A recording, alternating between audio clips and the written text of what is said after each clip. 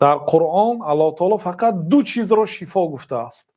دوا یا طبابت میشد یا نمیشد. یعنی دوای همین چیز است لیکن یا فایده میرساند یا نه.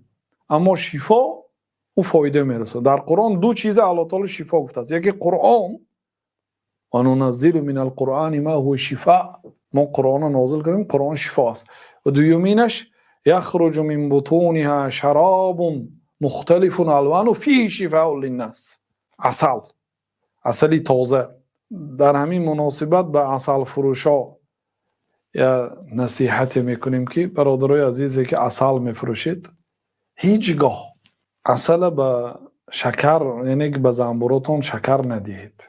یعنی اگر دهیدم اون عسل به فروش نبرارید. بگذار شما 100 کیلو عسل نفروشید و 10 کیلو عسل فروشید. بگذار به نرخ قیمت فروشید و عسلی تازه فروشید. برای آنکه این آدمایی که رفته از شما عسل میخرن اعتقاد به قرآن کرده. الله قرآن در قرآن عسل شفا گفته است.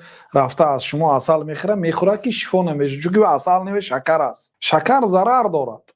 طبیب ها از شکر خوری منع میکنن.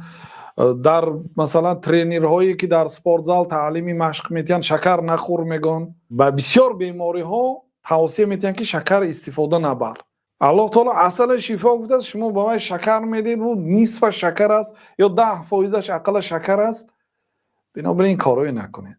100 کیلو عسل نفروشید، 10 کیلو عسل فروشید و به نرخ همون 100 کیلو فروشید و لیکن مردم فریب نکنید.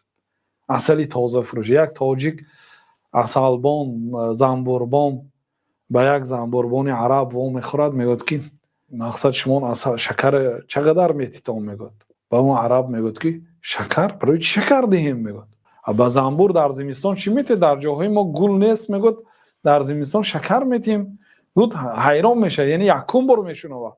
بگوید نه، میگوید ما در حیات ما شکر نمیتیم. چیکار میکنید؟ میگوید به دیگر منطقه میبریم. میگوید به منطقه‌ای که در اونجا گل هست زنبورهای میبریم، به دیگر کشورها میبریم. مفتیان سبحان الله، به دیگر کشور میبریم، به دیگر منطقه میبریم که در اونجا گل هست، لیکن شکر نمیدیم. نه نوشون ایدم افتاد. بنابراین برادرای عسل فروش خیلی کارا نکنید. مردم فریب ندهید. عسلی تازه. با عسلی تازه گفته میفروشن، با قسم به نام الله هم میخورن که عسل تازه نیست.